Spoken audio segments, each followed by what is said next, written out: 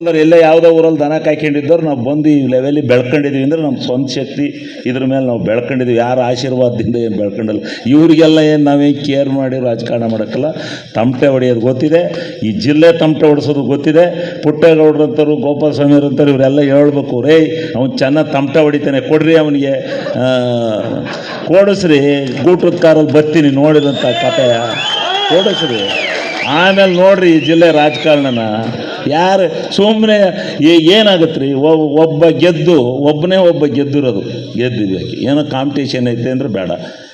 ಅಂಥ ಪ್ರಬಲ ದೇವೇಗೌಡರ ಕುಮಾರಸ್ವಾಮಿಯವರ ವಿರುದ್ಧ ಶರಣದು ಬಂದು ಈಚೆ ಕಡಿಕೆ ಬಂದ್ರಪ್ಪ. ನನ್ನ ಹತ್ರಲ್ಲೂ ಬಂದು ಭಾಷಣ ಮಾಡಿದ್ರು ಗಣಸಿ ಹಣ್ಣು ಪೋಸ್ಟಲ್ಲಿ. ಗೋಣ ಸೋಹಿ ಅಂದರು. ಏನಾಯ್ತು, ಸೋಲ್ಸಿದ ಜನ ಸೋಲ್ಸಿ ಅವನ ಮುಖ ನೋಡ್ಬೇಕು ನಾವು ಸೋತದ್ದನ್ನು ಅಂತ ಹೇಳಿ ಸೋಲ್ಸಿ ಅಂದರು. ಆತ ವೀಲ್ ಚೇರ್ ತಗೊಂಡು ಊರೂರಿಗೆ ಹೋದರು. ಏನಾಯ್ತು, ಏನಲ್ಲ, ನಮ್ಮ ಕೆಲಸ, ನಮ್ಮ ಹೋರಾಟ, ಜನದ ಭಾವನೆ ನಮ್ಮ ಮೇಲಿತ್ತು, ಗೆದ್ದಿದ್ವಿ, ಅದಲ್ಲ ಪ್ರಶ್ನೆ.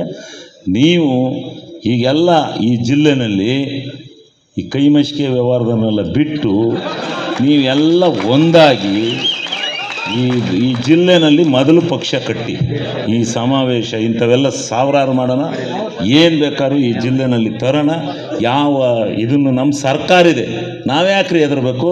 ಸರ್ಕಾರ ಇಟ್ಕೊಂಡು ನಾವ್ಯಾಕ್ರಿ ಹೆದರಬೇಕು? ಬೆಳಿಗ್ಗೆ ಎದ್ದು ಏನು ಬೇಕಾದ್ರೂ ಮಾಡೋಣ.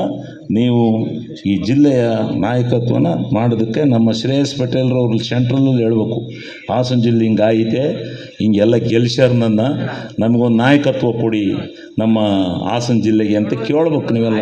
ಇನ್ನು ನನಗಿಂತ ಯಾರಾದರೂ ತಮಟೆ ಬಡಿಯೋರಿದ್ರೆ ಕರ್ಕೊಂಡೋಗಿ ಅವ್ರಿಗೆ ಕೊಡಿ. ನನಗಿಂತ ತಮಟೆ ಹೊಡೆಯೋರು ಯಾರು ಇದ್ರೆ ಕೊಡಿ, ನಾನೇನು ಬೇಡ ಅನ್ನಕ್ಕಲ್ಲ. ಆಯ್ತು, ಒಂದೇ ವರ್ಷ ಆಗಲಿ ಆಯ್ತು.